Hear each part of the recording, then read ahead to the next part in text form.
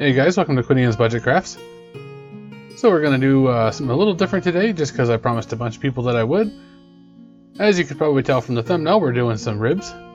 You can use beef or pork or venison or lamb or whatever you want, doesn't really matter, this will work for all of them. Just go ahead and stand your ribs up on end and split down between, I like to do sections of 2. They seem to cook really well that way, and that's a good serving for most people. And just cut those off until you get down to the breastbone here. You could try and hack through it, which I don't recommend you doing unless you have a cleaver. Don't do it with a knife like this, you'll probably ruin the knife.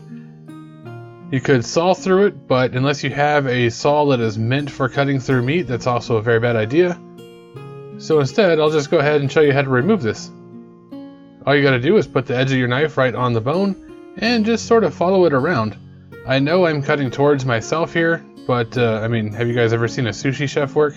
I'm not being dangerous, trust me. Just follow the bone around. On the bottom there, and then across the top, and it should just pull right on out.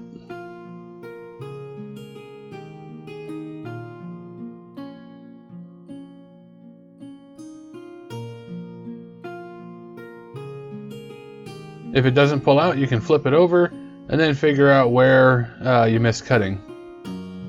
I missed a little bit right there. I think it might have been like the knuckle portions or whatever. You can see them kind of showing at the end. But there you go, that pulls out. If you like making stews and stocks and stuff, it's really good use for that kind of thing. And now you can just go right down between the ribs like you had on the previous ones.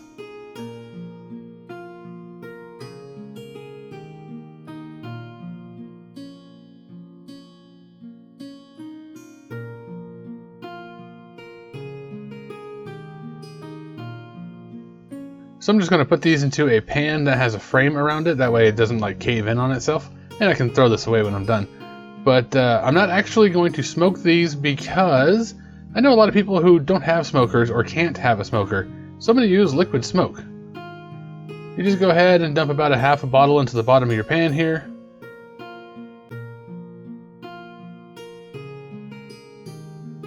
And then I ended up dumping the entire bottle of water, which was actually too much. You only need probably about a cup or 2 of water, but it's fine. You can do the whole bottle if you want. That way you can get smoked ribs without needing a smoker, and you can do it in a small apartment or whatever. So let's go ahead and mix up a rub for these. I'm going to use a whole bunch of instant coffee. It's probably 2 parts coffee to the rest of the other stuff, which is powdered onion,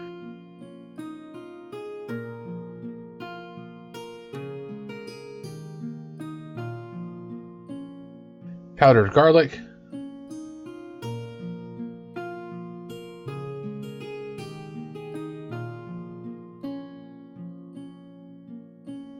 pretty good shake of pepper. I'm using the pepper grinder, so I couldn't tell you how much I put in there, just enough. You don't want them hot or anything, but you know, just enough to get some pepper in there. And I did the same thing with the salt. If you're on a salt restrictive diet, you can do like 1 or 2 turns and call it a day. That's mostly to help draw some of the moisture out of the meat because it's really, really fatty.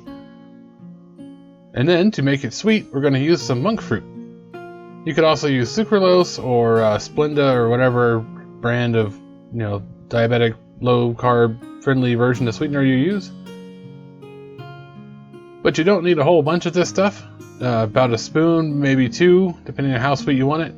Monk fruit is extremely sweet. I think it's like 7 times sweeter than sugar or something like that. So yeah, you don't really need a whole lot. If you can get away with a little bit of sugar, I definitely recommend some Jack Daniels or whatever your favorite type of whiskey is to help the spices to stick. It's not necessary, I just like it. The cinnamon kind or the honey kind are especially good on meats. Now you just take your rub and rub it all over. It looks like I mixed up a whole bunch here, and I did, but that's because you really do need a whole bunch. You want both sides of all of these ribs coated. And the reason I do it over the pan instead of on the cutting board for the most part is because I want any that falls off to just fall into the juices below, and that'll help to flavor it a little bit. I forgot to point it out specifically, but I do have a wire rack in the bottom of this pan so that the meat is not sitting directly in the liquid. But yeah, if you're using a pan like this, you're going to need to have a separate rack because they don't come with one of those. They also don't come with lids usually. So if you need to make a lid, take 2 pieces of foil, put them on top of each other, fold the edge, fold it again, and now you've got a big lid. Then you just wrap that up and stuff it in the fridge until tomorrow.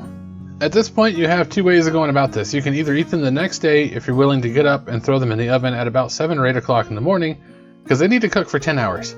If you're willing to wait 2 days to eat them, you can throw them in the oven, cook them all day, put them in the fridge, and then barbecue them the next day. In my case, I just got up really early and put them in the oven. But yeah, put them in the oven at 250 Fahrenheit or about 120 Celsius for 10 to 12 hours, depending on how full your pan is there. I had a section I was missing, so 10 was fine. And then you can go ahead and peel the lid off and let them kind of cool a little bit. You don't want them cold or anything, but cool down some so that they're easier to handle, because at this point, you almost can't pick these up. It really helps to have a spatula and tongs. Go ahead and get your grill hot, and for a barbecue sauce, I'm using this stuff right here. This is G. Hughes's sugar-free barbecue. It comes in original hickory. I think he's got some others. The sweetener in this is sucralose, and it does have a couple of carbs per serving. So if you do have to watch your carbs, or you're diabetic or something, then keep in mind how much carbs is actually in this. Between the monk fruit sweetener, the alcohol, and then the barbecue sauce, it's probably 5 per serving. Don't take my word for that though, because I don't really know. I'm not a nutritionist. Anyway, if the grill's all nice and hot and it's snowing in April, go ahead and throw your ribs on there. You're not really trying to cook them. They're already cooked at this point. What the point of this is to get that, traditional barbecue on the outside and to cook the sauce on. Pretty much as soon as you get them all on the grill, go ahead and put the sauce on there, spread it out with whatever method you prefer. And then you can almost immediately begin flipping them to put the sauce on the side that was just on the heat. Once they're all flipped, go ahead and put sauce on the other side. You might want to close the lid to let it cook on a whole bunch. Put a couple layers of sauce. It depends on how much you want and how well cooked on you want it. But yeah, pretty much just put them on, put the sauce, flip them, put sauce, wait a few minutes, flip them, wait another 2 minutes and take them off. It's really, really fast.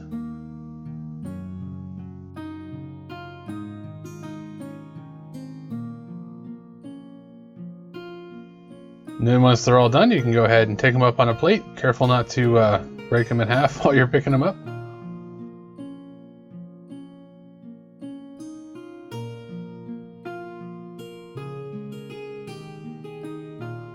There you go. Sweet, sticky, delicious, fall off the bone, tender, diabetic, and low carb friendly ribs. You try to pick these up by the bone and they will literally fall off.